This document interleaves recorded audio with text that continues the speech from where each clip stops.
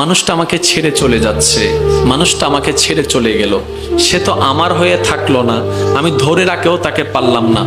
একটা কথা মনে রাখবেন, যে আপনার সে আপনারই থাকবে, আর যে আপনার নয় সে চলেই যাবেই যাবে। আর ধরে রেখে কষ্ট বাড়ানোর কোনো দরকার নেই। আর আপনার যদি ধরে রাখতে হয় তাহলে আল্লাহ এবং রসুলের প্রেমের রশি দিয়ে ধরেন। আপনার রশি দিয়ে ধরিয়েন না, সেটা ছুটে যেতে পারে, সেটা ছুটে চলে যেতে পারে। যদি ধরে রাখতে হয় আপনার রবের, আপনার রসুলের দেখানো পথের মতের ভালোবাসার সেই রশি দিয়ে ধরুন, সে কখনো আপনাকে ছেড়ে যাবে না। এমনও হতে পারে রব চাহে তো জান্নাতেও আপনার একসাথে থাকতে পারবেন। সুবহানাল্লাহ। এই কথাটা মনের মধ্যে বসাই নেন, যে আপনার সে আপনারই থাকবে, যে আপনার নয় সে কোনো না কোনো ভাবে চলে যাবে।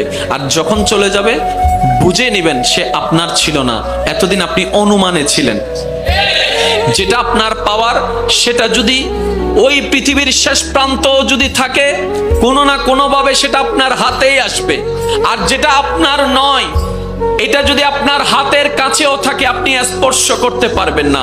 বাস এই দুইটা কথা যদি আমরা কোনোভাবে মনে এবং মাথায় রবের উপর ভরসা করে বসাই ফেলতে পারি, আমাদের জীবনের অর্ধেক ডিপ্রেশন এমনিতেই কমে যাবে। সুবহানাল্লাহ।